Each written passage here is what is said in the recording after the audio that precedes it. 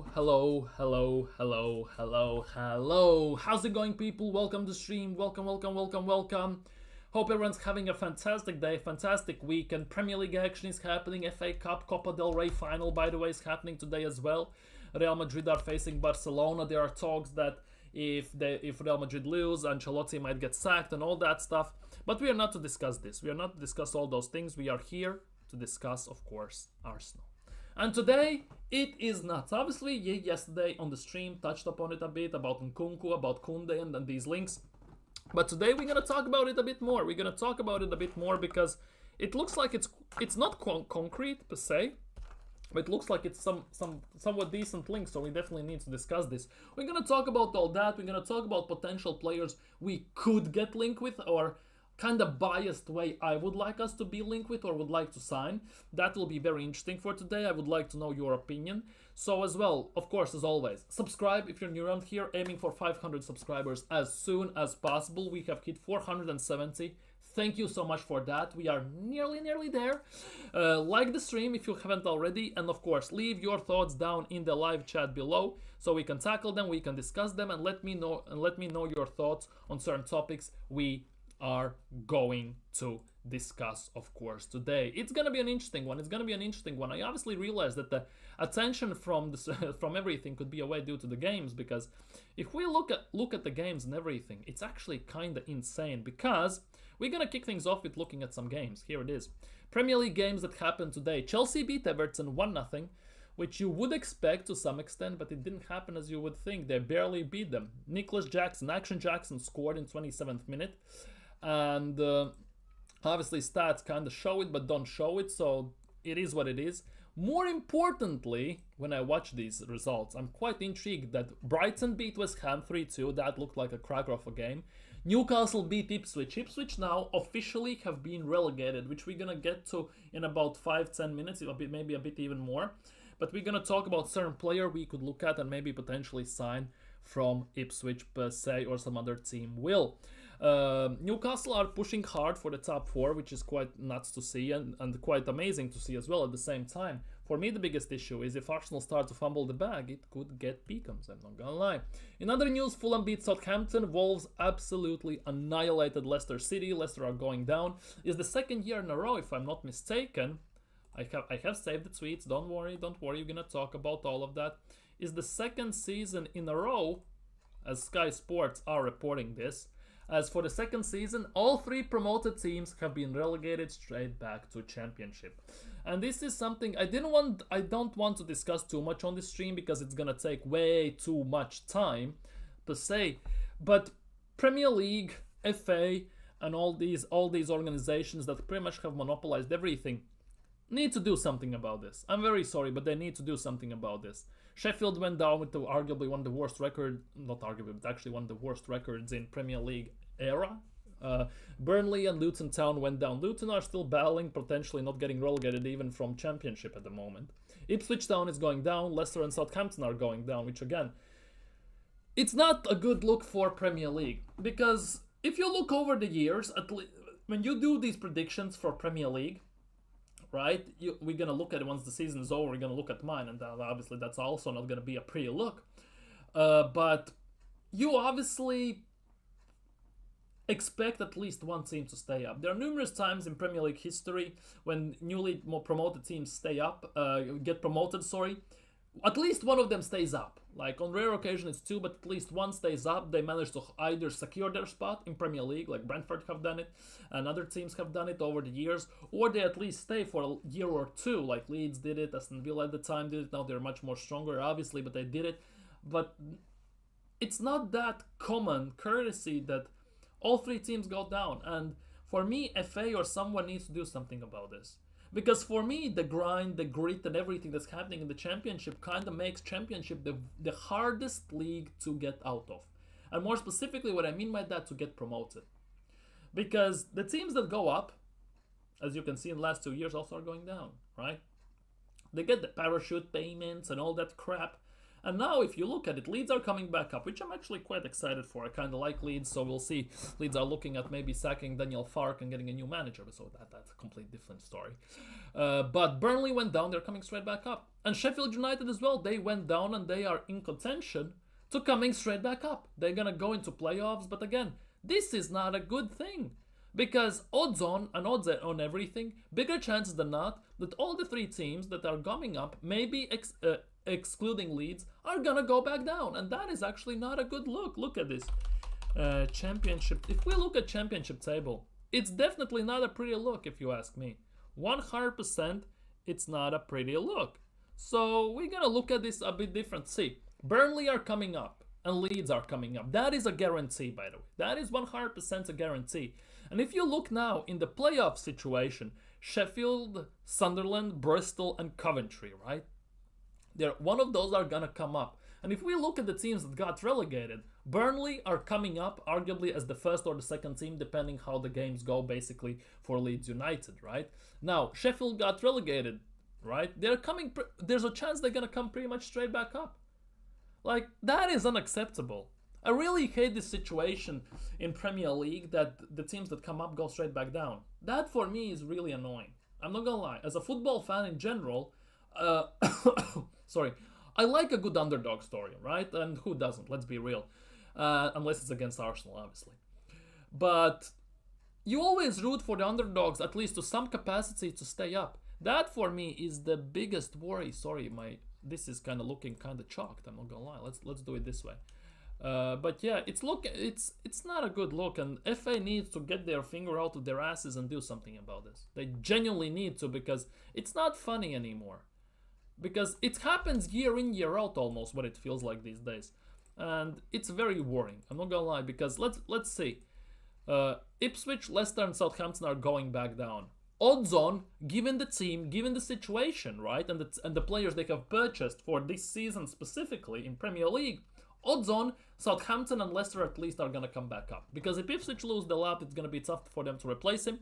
But overall, there's a big possibility that they're coming back up after the next season. Like, that is not a serious situation happening here. And if we look at the bottom of the table, we just talked on Luton. Luton, right, they got promoted. It was all good PR story.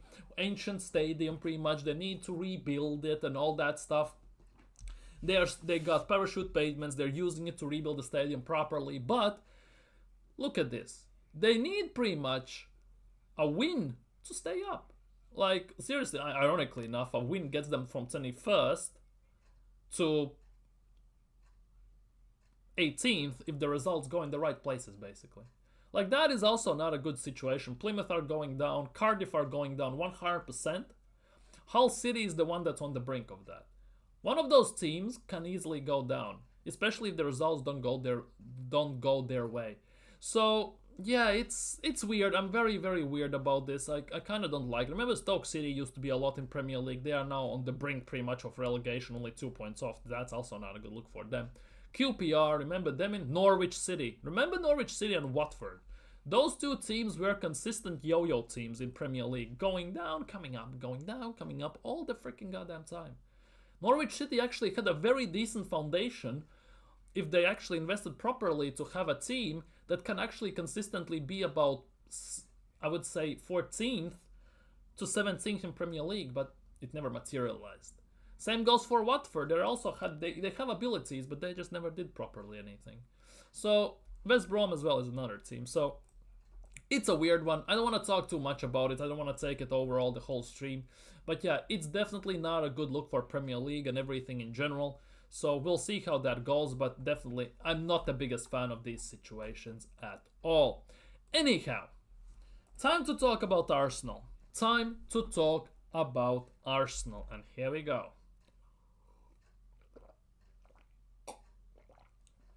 Obviously, we touched upon it a bit yesterday. But Jules Kounde.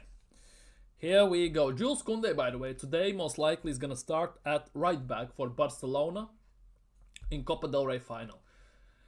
Right? And Jules Kounde has emerged as a potential defensive target for Arsenal. His versatility has massive appeal to Mikel Arteta. Oh, bloody hell, here we go again. Who is ready to make a £55 million offer if he senses a deal is possible. However, pricing him out of Catalonia may be difficult. And it's gonna be difficult. Like, if you are a young player growing up, right? That was back in the day. and that is still now. One of the dream for most of the players, you play for one of the biggest teams in the world. And 9 times out of 10, it's mostly Real Madrid or Barcelona. And getting out of those teams, especially if you are one of the main guys there, on top of that, you win consistent trophies, you can cement your legacy, and you are achieving big things. You are still on the verge of winning the treble this season, by the way. Barcelona can, winning Copa del Rey, winning La Liga, and winning the Champions League. They're still on course for that, right? I'm not so sure it will be too easy to do it. Because it's one case if you kind of try to buy from the big team certain players that are maybe a bit out of favor. For me, Jules Kounde definitely is not one of those. He can cover center back and right back. He's one of their main guys defensively for them. And I'm also not too sure he would be the best one for Premier League, for us in general. Because he plays predominantly right back for Barcelona, right? For Arsenal, the right back position is pretty much a lock-up between Timber and Ben White. Unless, given the Ben White currently, he played 2.5 months with necessity of a surgery, right? Has kind of made the damage so big that after the surgery, now he came back and he already is out. He's not back on consistent basis. He plays a game, he plays a bit. Again, he needs to miss a few games, which he basically missed last week, last game and everything, and even before that. Has he basically been made to become a Tomiyasu to some extent? That for me is the biggest question. It's a massive issue here. Because Tomiyasu, when he is not injured, you could argue he is phenomenal. He's one of the best defenders in the team. Same goes for Ben White. If he's on form, he's not injured, he's fully healthy. He's one of the best right backs in the league. And now we have Jurrien Timber, who has come back from ACL. He's playing every single game. If you ask me, he has no business in playing this much after an ACL, but he's doing it because to some extent circumstances are making him so to do it. He's doing phenomenal. You could argue he's the best right back in the league. And also in Champions League, he's been rock solid. On one-on-one situations, he feels like he's a brick wall. Completely shut down Vinny, completely shuts down everyone. Will be interesting to see how he does when he faces Kvaratskhelia, obviously during the week, next week against PSG. But obviously it's very questionable. It's very up in the air. I'm not so sure what to make of it. For me personally, Jules Kounde, 55 million is not the right move that Arsenal should be making, but I totally would get it if they tried at least. That I would get, but for me personally, it's not the right move to make. In other news, Max Dauman. Everyone likes Max Dauman in this team, I'm not gonna lie. Every single person. Max Dauman is one of the hot prospects in Arsenal. He's registered to under 18s, hence why he cannot play for the main squad, obviously. But Max Dauman is one of the, arguably the brightest talent we have currently in the team, by the way. In the Arsenal's whole system, to some extent, at least the one that gets spoken of. And Max Dauman, he's 15, by the way, and he plays for under 18s. Isn't that telling you something?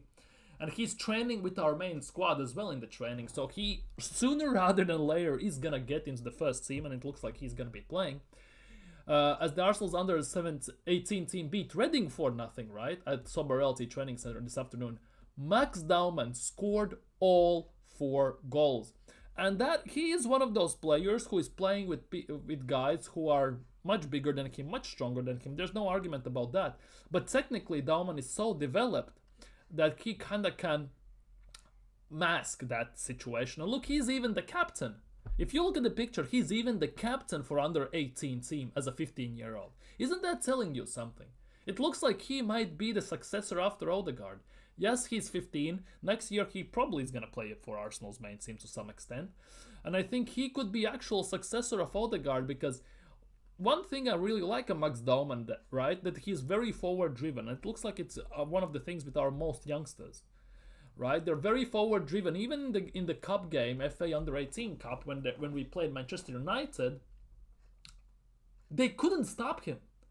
15 years old, he was running through that United team like hot knife through butter. Only way they stopped him was with fouling him. So Max Dauman, obviously, don't want to put too much pressure on the lad, let's be real. But definitely, he arguably could be the next big thing coming out of our academy from Hale End. And it looks like it could be a big one. It literally could be a big one. Obviously, how that will go, time only will tell. But for now, it's looking very, very, very promising. And hopefully, he has a very long-term lasting career in our main team as well. Really hope so. Anyhow, More pain for the day, as if link with Jules Kounde wasn't enough.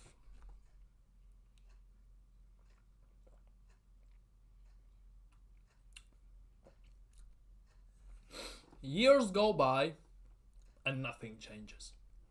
Arsenal go and basically clean out other teams' dumpsters. We have done it to Chelsea multiple times, we have done it to City as well, and now it looks like potentially we might be back at it again.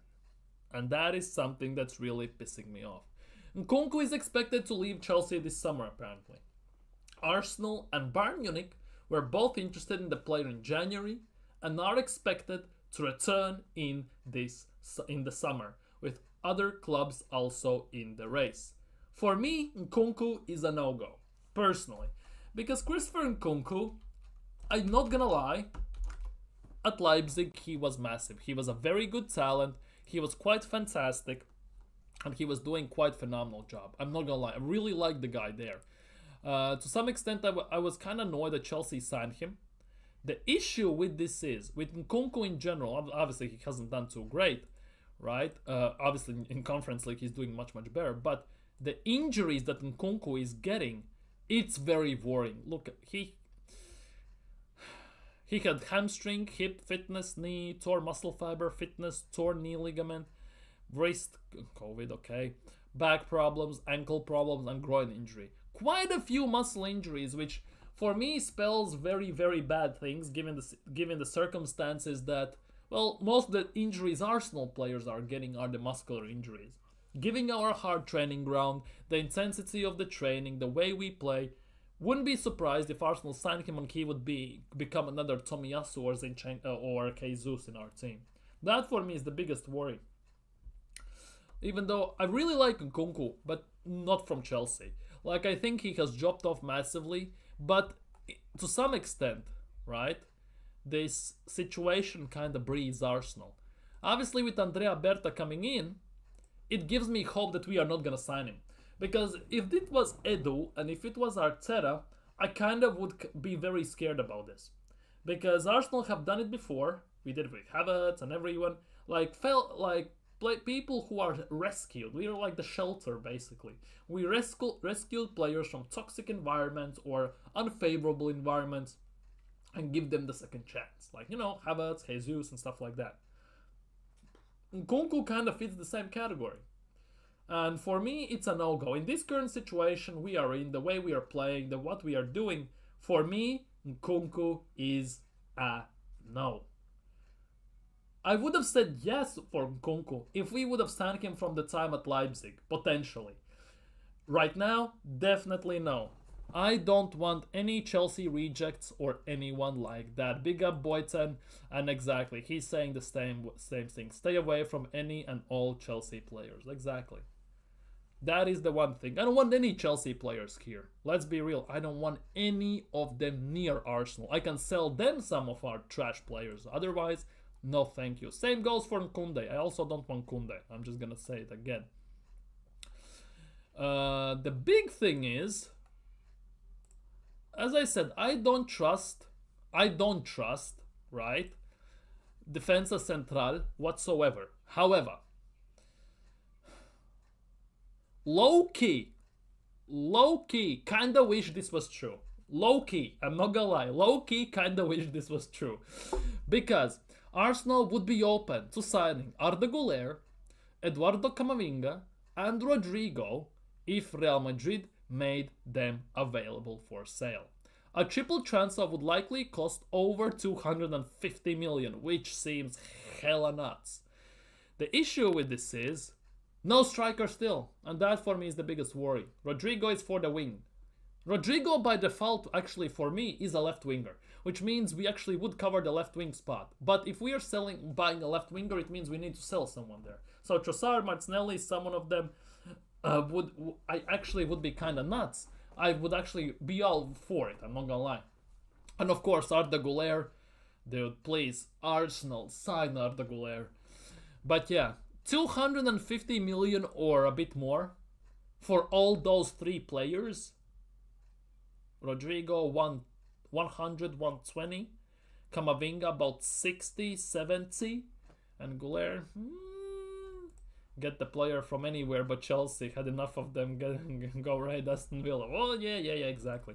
Sign that trio from Madrid. Exactly, signing that trio from Madrid specifically would be kinda insane. I'm not gonna lie. Would be nuts.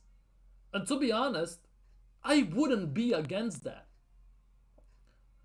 Genuinely. If we sign the striker, right? Let's just say we sign Gyökeres or someone like that, and then we sign these three players from Real Madrid, I would say that's a very, very amazing window. Personally. I know you may disagree with this, but to be honest, that's about what, 350 million nearly spent to sign a striker. I would say high-end, pretty much elite left winger, number 10, and a proper number 6, number 8, who also can play left back. And since Mikel Arteta has this weird fetish about inverting, Camavinga would be phenomenal for that spot as well. So, if you look at it that way, every single player, for Arsenal's sake, makes loads of sense, personally. Yes, they didn't have the best players for best output for Real Madrid this season, but dude, that would be insane. If we get that Madrid trio, then get a striker, I would expect us to get Johnson David for free or someone else on the market that would cost less than 40 million. I think so. The thing is though, this would be 250. And obviously Arsenal have money, well, basically budget for transfers. If we sell properly, we actually could get them. Exactly, unless we sell one of Trossard, Martinelli. The biggest thing is, there are talks that Trossard is going this summer, right? And for me, I've been, don't get me wrong, I've been advocate for this for quite some time, and I still believe in it. If Arsenal had to sell one of their quote-on big players, in Arteta's mind, personally, I believe that Martinelli is the most expendable one. Because he has tried to replace him already 2-3 times, first of all. He's not having the best of seasons for a second straight year. He's on 180,000 a week. And let's be real, from all the big players we have, I kind of see him fitting that marker of being the expendable one. Let's just put it that way, because Saka is not going, Odegaard is not going as much as that many Arsenal fans would like to. Havertz is not going, would love to see Havertz go, but it is what it is. Rice is not going, Saliba, Gabriel, let's be real, are not going. So from all the big players we have in our team, I strongly believe that Martinelli is the most expendable one. So if we sell Trossard, I kind of get. If we sell Trossard, okay, cool. However, if we sell Martinelli, we sign Rodrigo, and we keep Trossard as a backup, I don't know if that would work, but hey. Yeah, that's a big thing. Havertz hasn't got a buyer. That for me is the big thing. Unless we go for like someone from Bayer Leverkusen, right? And we offer Havertz to return home, like emotional value type of deal, and get one of their best players from like that, that is different. Surely KSC can offer to buy Havertz with his MLS team. Maybe. Although Colorado Rapids, not too sure about that one. Maybe we can offer Havertz to Saudi or something. Maybe. I don't know. But this link today really got me hella excited. I'm not gonna lie, I don't want to say over the moon, because let's be real, you cannot trust these rumors as far as you can throw them. And until a player holds up an Arsenal shirt, I don't trust them one single bit. However, if we sign this trio, right, and we add a proper striker, we should be winning Premier League. We should be one of the favorites for Champions League again. We should be properly going for FA Cup, Carabao Cup, and everything else. Like, serious talk. Serious talk. We should be. The thing is, though, how realistic is this? Because the triple transfer would likely cost over 250 million. I get that Rodrigo would be about 120 to 130. I totally get that. Camavinga would be about 60 to 80, potentially, right? Although Camavinga is still very young. So that's already over 200 million, easily. And Goulet, obviously, I would say 50, 45, 50 in this market, maybe. No, 60, I don't know, I'm not so sure, but 45, 50. So it kind of accumulates together to like 250 to 260 million. I wouldn't be against that, you know, as long as we sign a striker. And the weird part about this is, though, and let me know what you think about this. When I look at Arsenal's striker position, right, to some extent, we actually don't need a world-class striker, do we? We need a striker that can finish his dinner, basically, who can finish his chances. Like, we had Ivan Toney on the cards, easily, right? We could have signed him. He's not world-class, but he's top tier to some extent. We were linked with players. We don't actually need a world-class type of striker. We need a striker who can finish his chances when he gets them, in front of the goal, in the box, and anything. That is the big thing. If I look at this, to some extent, Mateta can even help us. Let's be real, Mateta can help us. And it's not a deal. Yeah, Saudis are not that dumb. They are not buying Havertz, definitely. Rodrigo, 110, Camavinga, 80, Goulart, 60. It's expensive, but I want it done. True, that is the big thing. It comes from Defensa Central, obviously. It probably is not, well, most definitely is not true. But if you ask me, 250, 260 million to sign these three players, right? Please, I'm all for it. Genuinely all for it. Because that pretty much resolves about 70% of Arsenal's issues around that.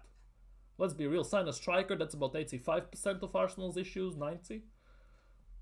And that is actually signing some quality, not signing some up-and-coming wannabe players. Signing players out of nowhere and hoping they become something, basically. We need some win-now players with winning mentality, and let's be real, all of them breathe that. And to be honest, any striker would help us. We want Gyökeres or Isak or Ekitike or Osimhen, but the reality is the bar is really low for strikers at Arsenal. There's a lot of players that improve us for not that much. Exactly! We have the prime examples for that. We have a number 6 who can play an 8 as a striker, who has never in his life played a striker. He's doing better than a Havertz who has played forward roles his whole life. And he has better output and better finishing than many strikers we have had at Arsenal over years, let's be real, and everything. He has better finishing than some of our attackers in general in this team. So the striker market might not be the best in general in the world, let's be real, but it doesn't take much to improve, to make us having an attack that and a striker that can score 20 goals. Because the amount of chances we create, the amount of chances, let's just say, Havertz has missed in front of a goal, he could, if it was a proper striker up there, he easily would be on about, what, 19, 25 goals, in between 19 and 25 goals.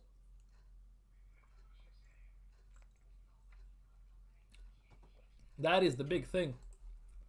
But dude, if this would come to life, I would be so over the moon. I'm not gonna lie. I don't get excited with Arsenal in recent transfer windows because we haven't had a signing that is like that takes your breath away. I know it sounds poetic, but you'll get what I mean. Like when we signed Alexis, for example. We signed Özil, for example. To some extent when we signed Aubameyang and stuff like that. We haven't had that. Because we signed Rice, the money was insane, but it didn't make me jump out of my seat and be excited. That is the big thing, because as an Arsenal, we used to be known for phenomenal strikers. Just think about it, over the years, Ian Wright, Kevin Campbell, may he rest in peace, Adebayor, Anelka, Thierry Henry, Van Persie, Aubameyang, Alexis to some extent because he played a lot there, even Giroud to some extent. We would do phenomenally well with Giroud up top at the moment. That, given the amount of times we crossed the ball and everything, Giroud would eat it up. He would be scoring 15-20 goals this season without shadow of a doubt. It's crazy that people have tolerated Havertz up front for this long. I think he actually makes everyone else in the world in the front three worse too. Maybe. That also could be the case. To some extent, I kind of get it. I wanted us to sign Giroud in the summer. Dude, signing him back, we should have done something. Genuinely, you could have signed a proper striker with about 20, 30 million, maybe 40 at worst. For example, Dovbyk, who went to Roma, right?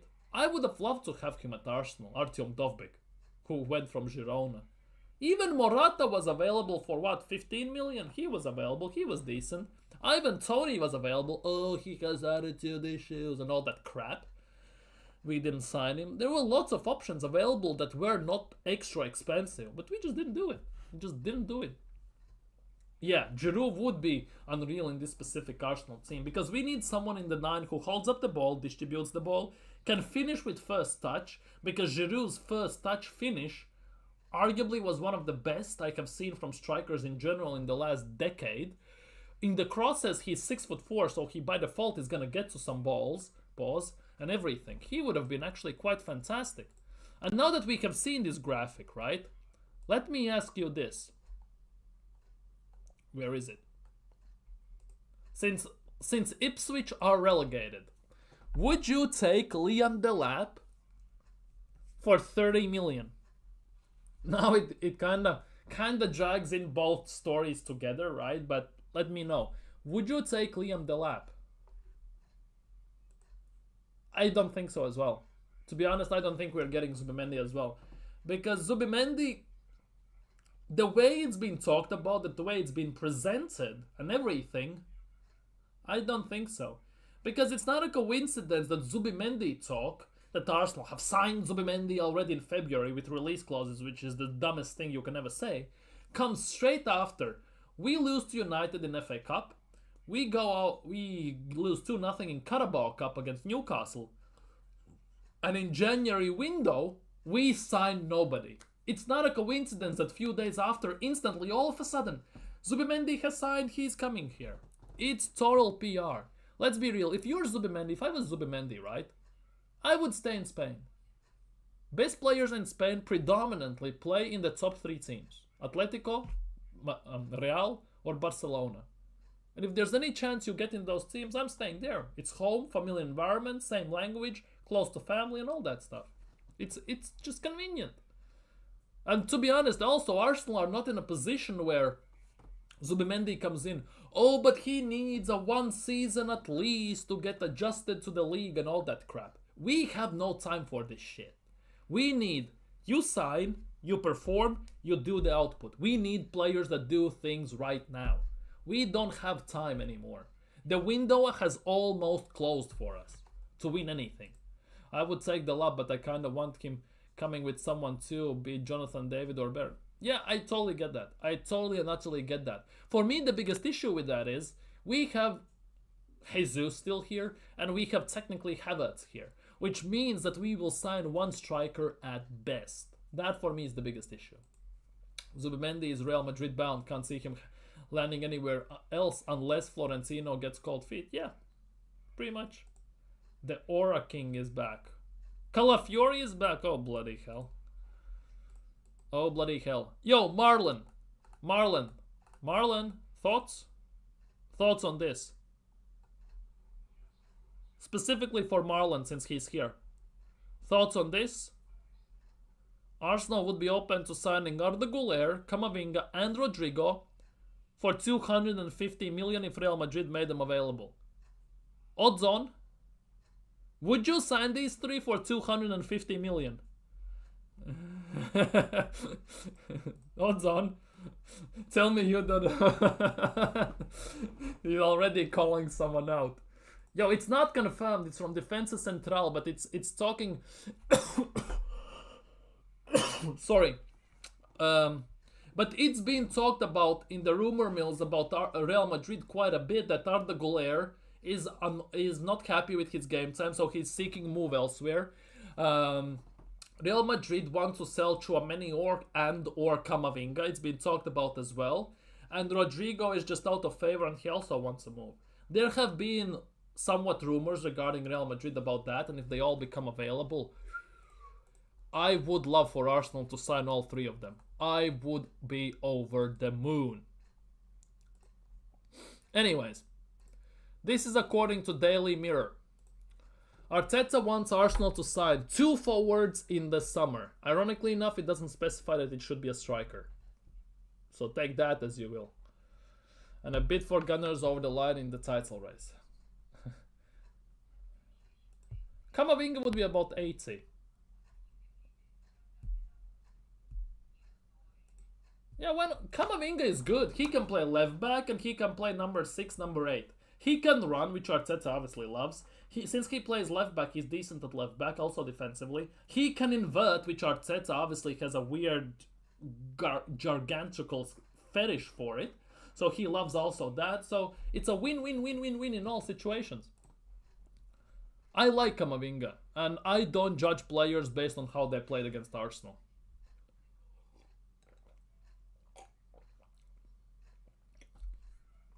Now, this is something I totally agree upon. I'm tired of this inverted crap. But as long as this Lego-headed paella Spanish Lego head is here, right? We need him here. We need to kind of, when we talk about transfers, factor in the fact that he's still here. And if we sign a player, it needs to fit his system. So hence why we are talking about it. Anything that stops Arteta moving Timber to left back, I will co-sign. That is something I totally agree. That is something I totally agree. As long as Timber is not playing left back, 100%. 2 more defenders. Oh, fuck me. Oh my god. Oh my god. He wants to sign 2 more defenders. Help me. It's been pretty much said that Arsenal want to sign 2 forwards, 2 midfielders, and defenders we gonna sign solely dependent on outgoings. Solely dependent on outgoings, apparently will be defensive signings. Of course, come June 1st, we will sign 2 left backs, and that's gonna be it. So we all know how that goes. That's like saying you wouldn't want to sign a player because Thierry Henry skinned him or something. I'm sure Saka is buckling our defenders every day in training. Yeah, true, that is also the case. That is the case, most likely, yeah. But hey, it is what it is, I guess. We have to live with it. That is the big thing. But Arteta wants at least 2 forwards, which is nice. One thing that really bothers with this, right, is saying that Arteta wants to sign 2 forwards. It doesn't say striker, which is really bothering me still to this day. I know we have Berta, Arsenal kinda are in this position where they finally, after 3.5 fucking years, have realized we need a striker, right? But still, the fact that it doesn't specify here that Arsenal want to sign a striker is really bothering me, because it could mean that it's 2 wingers, and then again I'll be hella pissed. That again will get on my nerves to the maximum extent. Exactly, 2 forwards could be 2 wingers. Exactly, that for me is the biggest worry here. Already telling you this, don't argue with Marlon about Kivior, because I had 2 streams in a row where he argued with Kwame about the fact that Kivior is better than Saliba. They had 2 streams, during the whole stream, the chat was going Saliba versus Kivior. That, I'm not getting into that one once again. I'm not getting into that one again. No, thank you. Anyways, this is for Marlon. This is for Marlon specifically. Manchester City are considering a bid to sign Desiree Doué, who is also wanted by Arsenal, Chelsea and Manchester United. Desiree Doué is valued at £95 million, which is 100 million euros basically. Now, now we're talking. Big up G Wheels, can't believe we didn't even try sign Quada or tried signing the striker in January. Liverpool has dumped on us. We didn't even put up a fight for me, for everyone. Yep, 100%. 100%. Arteta likes to preach every single interview before and during transfer windows that we are looking, we are alert, we try to maximize every single opportunity. Kvaratskhelia was an opportunity, 65 million. Didn't want him. For what reasons? God knows. And yeah, Liverpool as well. They didn't sign anyone. They signed Chiesa in summer, but that means nothing. He's injured pretty much 90% of the time. And they have annihilated us. It's utter and total disgrace. And to be honest, based on today's Premier League results, second place is also not a guarantee.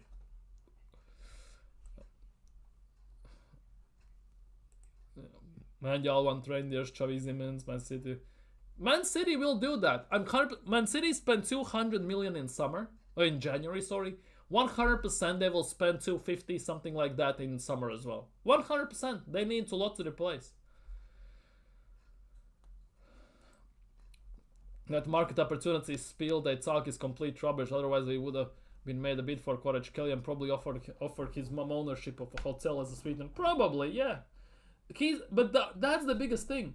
Arteta says that every single goddamn transfer window since he's been here. 5 years. He's said it, 5.5. He's said it every single window. And I'm not gonna lie, every single transfer window, there are opportunities to sign someone and we never do it. Seriously.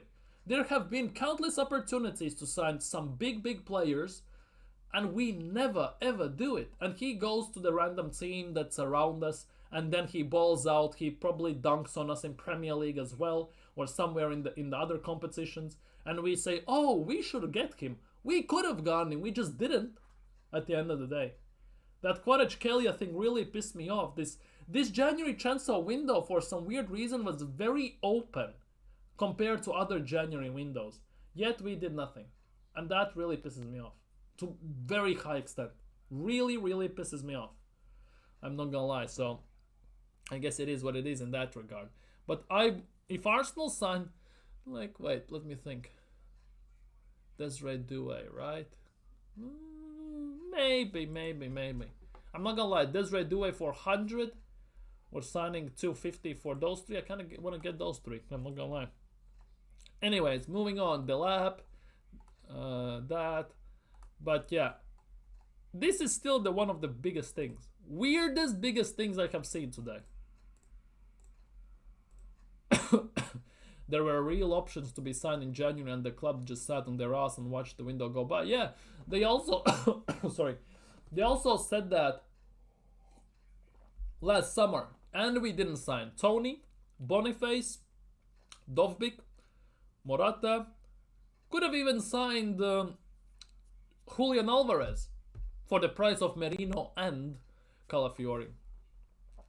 Put out some propaganda that we were interested in Watkins, and yeah, exactly. That's about it. Big up, Terence. Big up. Kvaratskhelia could have been done. Quick Boniface. We could have done a lot. We just don't. That is the biggest issue. We don't. That is for me the biggest issue. That is the biggest issue for me personally. And like, it just pisses me off that we do nothing every single time. No Leon or anything, nothing. So, Copa del Rey begins in 15 minutes. Quite nice, coincides with the stream ending, obviously. Lacazette, Tolisso, Fofana have scored. Lacazette is bagging goals, by the way, for fun in Lyon still. That is kind of nuts. Yeah, Guirassy, we also could have signed. Guirassy was what, 12, 15 million, something like that? Bino Gittens. By the way, Bino Gittens is available if I'm not mistaken. If I'm not mistaken, Bino Gittens. Yeah. Chelsea are showing concrete interest in signing Bino Gittens. Talks between Chelsea and his manager are taking place. But Chelsea are prepared to raise his salary from 3 million to 6 to 7. So double his wages. And Borussia Dortmund would be open to a sale for the right offer, well below 50 to 60 million euros, by the way, which is about 45 to 55 million pounds. 55 million pounds for Bino Gittens. Huh. That actually seems kinda doable, doesn't it, to some extent?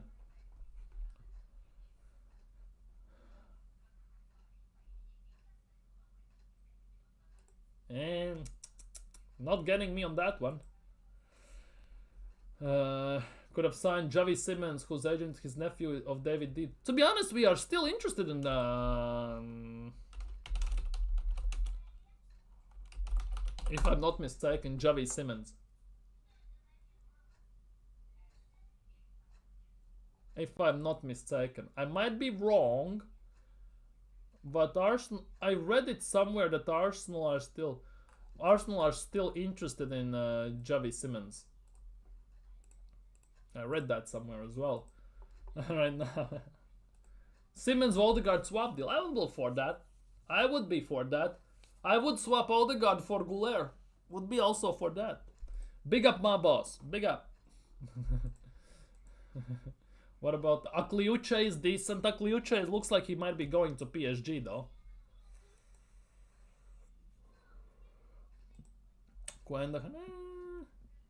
Do it. Do it. Just get the Odegaard out. Just do it. I just feel let down by how our club deal with things. I feel like Arteta and co doesn't care about us fans. They just do whatever, make their pockets heavy. I'm sick and tired of the lack of ambition.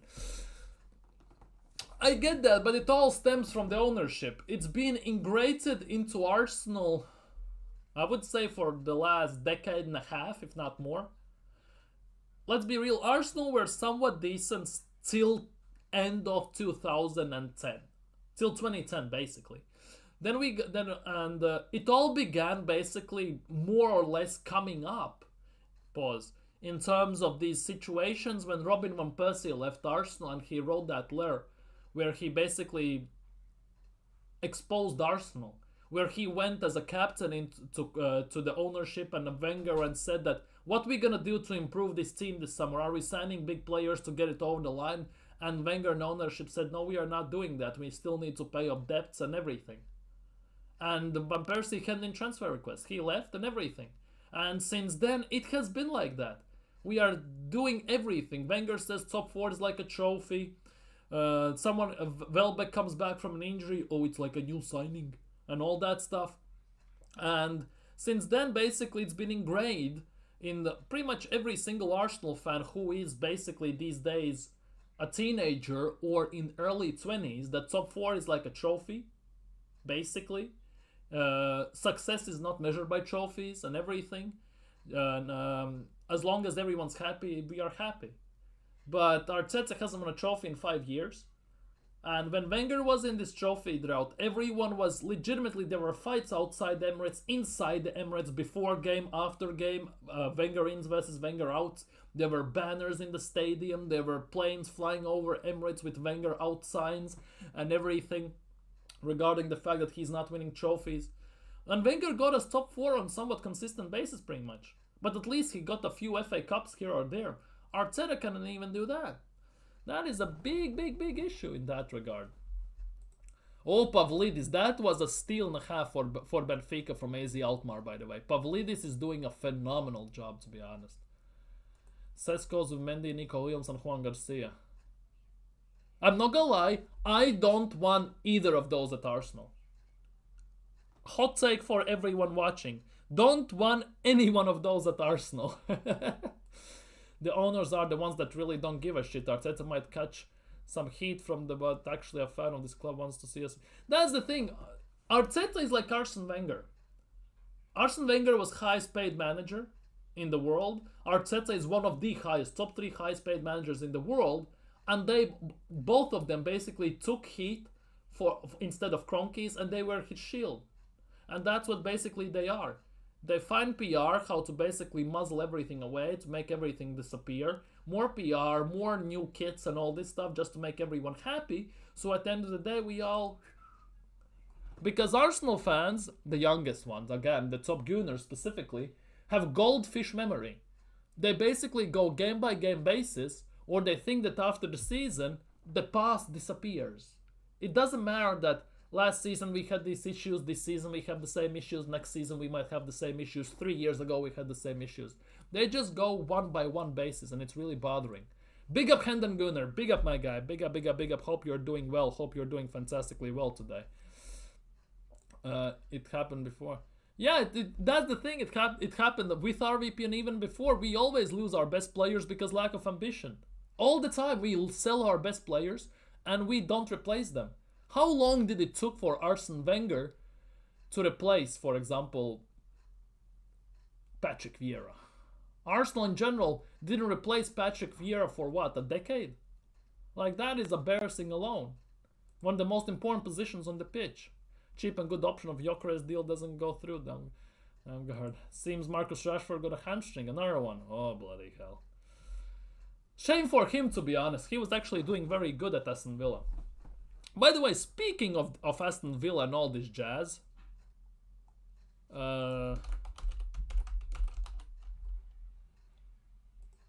Wait. Crystal Palace beat Aston Villa in FA Cup. They're going to the finals. Imagine that. Edin Nketiah and Matt Turner with Crystal Palace will be in a position to win FA Cup. Imagine the scenes. Imagine the scenes. Edin Nketiah will be in position to win the FA Cup. How mad is that? How mad is that? Think about it. How mad and nuts is that? Nketiah even assisted in one of the goals. Oh, bloody hell, this is going very well for Arsenal, isn't it? Wenger was a genius. Wenger was a genius, yes. But to some extent, he was also... Just feels that way, I'm not gonna lie. Nketiah on his way to FA Cup final. Yeah, he's winning the FA Cup potentially. Imagine the scenes. Mintze is decent. Tomato O'Reilly can play... I don't like Mintze. I'm not gonna lie. Nketiah can win FA Cup before us. Wenger's seasons were... That's the thing. Wenger's seasons were... They were not. It's just he well overstayed his due. He should have left when we last time won the FA Cup against Hull City, if I'm not mistaken it was. He should have left then. He just overstayed his time at Arsenal, in my opinion. He just did that. Arteta's seasons are not humiliating. What? Seriously. What? Defense. Are you going? Yes, I'm gonna watch Madrid versus Barcelona. I'm gonna end the stream in about 10 minutes and I'm gonna watch Copa del Rey 100%. How can you not watch Copa del Rey when there's, well, El Clasico on Copa del Rey? And to be honest, if Real Madrid lose, there is talks that Ancelotti might get sacked instantly this season before the season finishes. What are you talking about, Arteta, every season? Yeah. I understand what you're saying, but this January window cut the deepest. I honestly think we just wasted our chance to win the Prem in a long time. Next season will be hard. And that is the biggest thing. Next season will be tougher because City is going to be back. Liverpool are going to get stronger. Newcastle will get better because of their ownership and money. God knows what's going to happen to Villa and everything. The window to win something has pretty much closed. We had a run of 3 seasons. After that, everyone's going to catch up eventually. And it also... As much as we laugh at United, Chelsea and teams like that, at some point they will get their shit together. And then again, it will be a struggle. So it's just a matter of time wherever you like it or not in that regard. But that's also the biggest thing is, we're not in for a striker this summer. Only reason why we got even links during January transfer window regarding strikers was because Bukayo Saka got injured before the window. And because there were pretty much confirmations coming out from everywhere, on social media, on journalists and everything. Arsenal actually were not going to sign a striker or a forward into that matter when Jesus got injured against Crystal Palace, right? And when Saka went down, then only the shit got real. Only then they decided to do so, which means if Saka doesn't get injured, bigger chances than not, we wouldn't have signed anyone. Bueno, Kubo, Damsgaard, Baleba, Ruiz, probably... Kubo is not the one. We are... How did he turn the worst team in the top 6 to one of the best? Oh, fuck it. Have you seen the top 6? In the top 6, there are only 3 big 6 teams. Other teams are Newcastle, Villa, Nottingham Forest, and everyone. And we are not that great. If we were one of the best teams, how comes Leicester City won the FA Cup after us and we haven't won it? How comes we get destroyed by Newcastle every single time pretty much we face them? How comes we cannot beat Bournemouth if we are one of the best teams? It doesn't work like that. Pundits don't respect shit of Arsenal. The difference is Arteta was given money, he chose not to address the fact. Yeah, that is also a big thing. Wenger never got the money. Also, that is the case. He worked with what he had.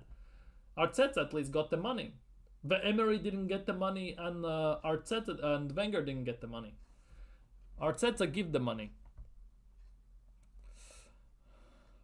Yep.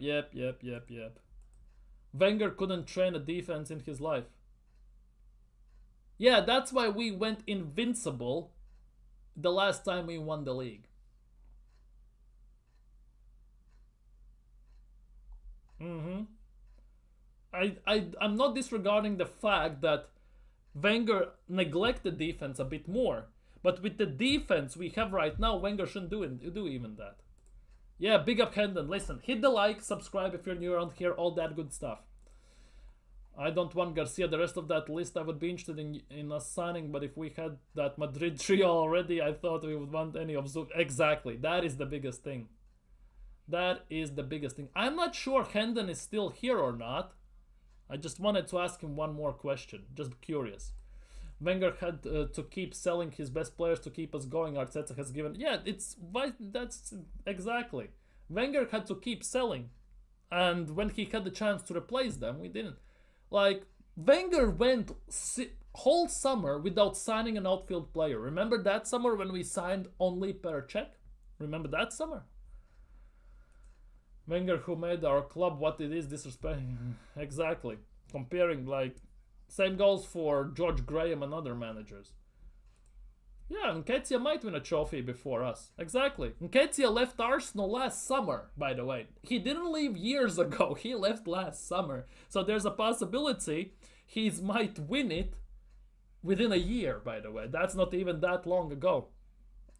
Okay, I'm gonna get to all the questions, but since he is here, would you spend this 250, 260 million, Hendon, on this trio? Would you do it?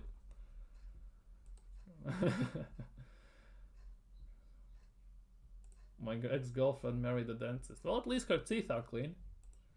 What phase is Glasner in? Exactly. Are we harder on Arteta than other clubs are on their team manager?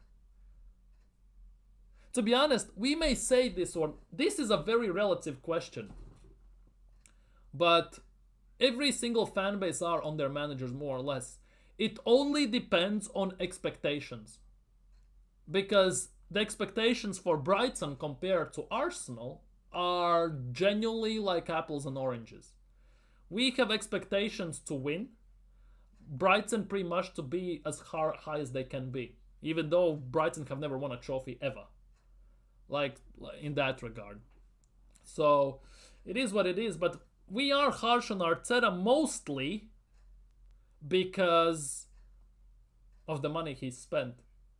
And the fact that it's been 5 years, and after 5 years he's making same mistakes he did when he just joined. That is the biggest issue. Yes, maybe we are higher on the table, but finishing second means nothing if you don't win anything. Like in that regard. Having a dog also means nothing. Easy. A2 not humiliating, or 5-0 versus Chelsea, or 5-1 versus Bayern. The 8-2 you lose to Bayern Munich, right? Or 10-2 you lose to Bayern Munich. But at least we won FA Cup at the time. At least we had something to show for it. We still finished top 4. At the moment, finishing second or fourth means nothing. You'll still get the Champions League at the end of the day. Let's be real. Wenger was a real genius. I don't think people know how unreal the manager of the coach he was from 05 to 14. Exactly. Made some fans think we were in a title fight with Bentner and Danielson. Yeah, how he did that, how we beat, for example, Real Madrid, right, with Senderos, Flamini and players like that, it's a big mystery, right? And how he kept us in top 4 with Shamach and Squillaci and Senderos, Juru, Afobe and Sanogo and players like that. It is a mystery. But that's what great managers do. That's what great managers do. And now imagine if Wenger had the ability to have the money and get the players he actually wants, like Mikel Arteta has. We probably would have won Premier League by now. Maybe multiple Premier Leagues by now. And even FA Cups to add to that. Wenger could get to FA Cup final for 70% of the time using youth players and bench players. Arteta is bringing up Saka, Odegaard, Saliba, and players like that against Preston and Bolton. Like, make it make sense. And Wenger still had to manage whole situation. Nothing exactly. I think we're winning the Champions League. I hope so. Low-key, I am believing inside a tiny bit, I'm not gonna lie. He was out there being told to make a profit of 30 million each year through the player sales and made people still think we are gonna win the league. Yeah. Those days, you know, those days. When he gave us hope without doing anything in a way. That it's kinda nuts.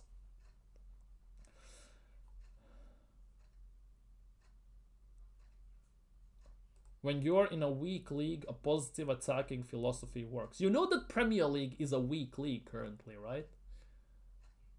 Because all this talk about the Big Six and all these teams, and they are basically in shadow realms, and that the fact seems like Nottingham Forest and Newcastle, Fulham, Aston Villa are up there in a top 4 race. It's a complete different story. That is the biggest thing. You don't see that in other leagues as much. But we ain't getting past PSG, right? Not with their prime Barca attack. We might. You never know. One of the things I really like about our team is the fact that we are solid defensively. Yes, attack may suck to some extent. Midfield can be unbalanced and shaky at times. At least defensively we are solid. That I have to give to Arteta. He has kind of done that. Postecoglou would be top 4 in Wenger's era most seasons. Yeah, sure.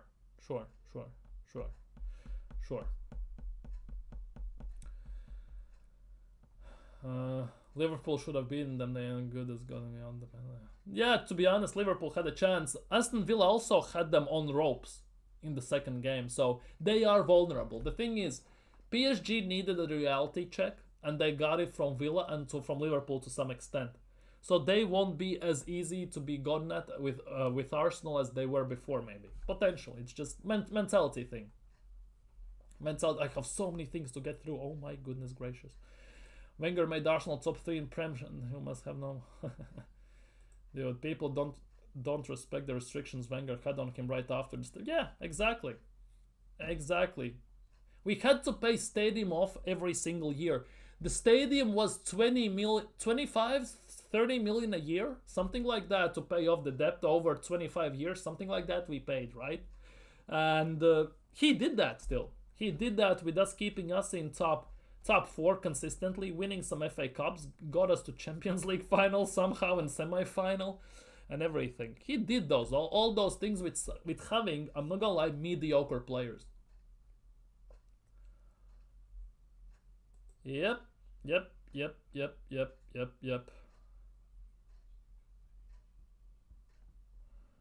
Wenger is a goat, Arteta couldn't even... Yeah, how people compare Arteta to Wenger, it's kind of insane to some extent.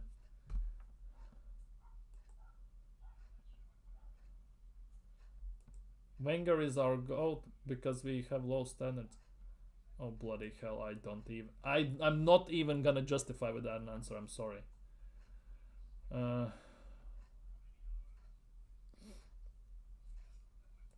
Arsene is legendary. He developed players to world beaters. He was, yeah, exactly.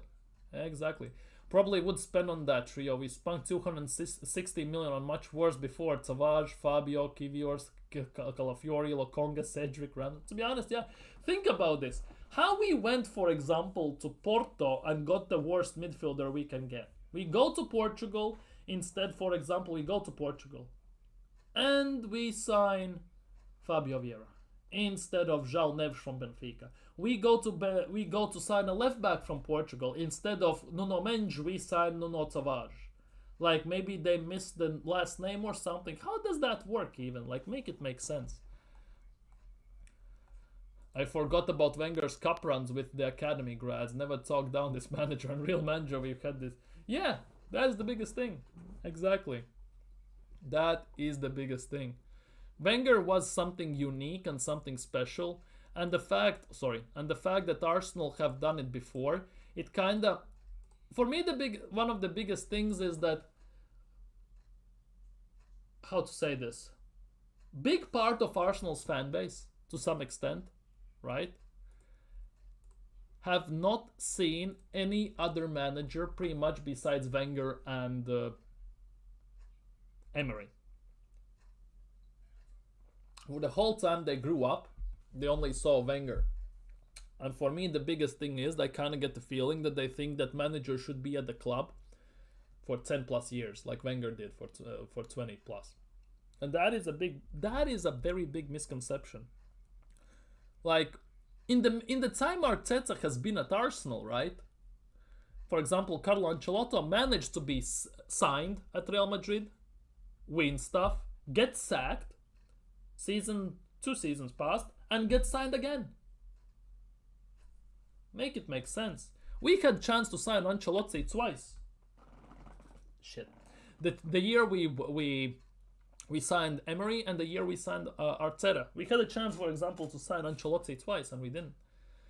So it's all negligence from the club and everything else. It's actually kind of insane.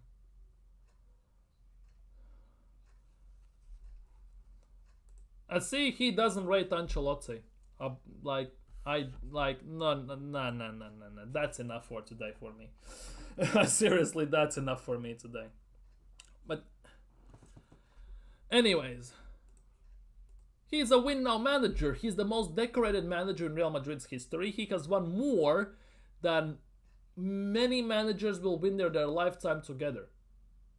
Like, why Arsenal fans have this mentality that the club needs to have manager for a decade? We need to support him all the time. He cannot do no wrong, and it's okay that he doesn't win stuff. Every single club pretty much has that mentality. Don't win, get out, sign another one. And you build until you do it. It's not like they need to nurture him every single time. Yeah, I also would have taken Ancelotti when we got Arteta. 100% without shadow of a doubt. Let's be real. I also would have done that. But it's actually kind of insane. It's insane. It's actually insane. On top of that, by the way, Ten Hag is better manager than Mikel Arteta. In 2 years, with shit Man United squad, as most Arsenal fans are laughing at them, he won 2 trophies. 2 years, 2 trophies. Arteta has 5.5 years, 1 trophy. Like, make it make sense.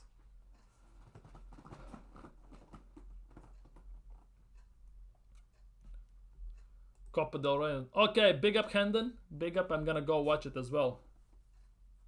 As well. He schooled Mikel Arteta like a little boy. Pause. But he did that. Anyways, I'm gonna end it here. It's a Copa del Rey time, as Hendon also insinuated.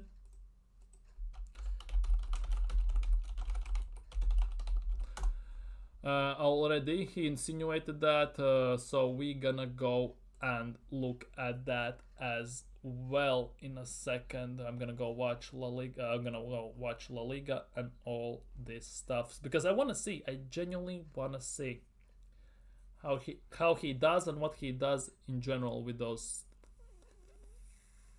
things. I want to see. Wait, give me a sec. Give me a second. Give me a second. Would be nice if everything loaded. I didn't have to wait for about 65 bloody years. Hello? Here we go. Here we bloody go.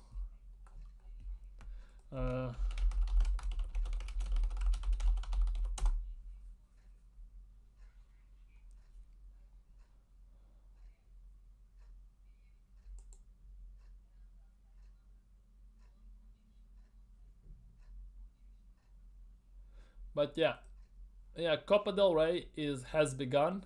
10 minutes in, it's still 0-0. So I'm gonna go. Yeah, Ancelotti had a very good time at Everton. Everton has no expectations. Why everyone says, oh, what he did at Everton? So let me ask you this then. Would you take Hansi Flick at Arsenal before he joined Barcelona?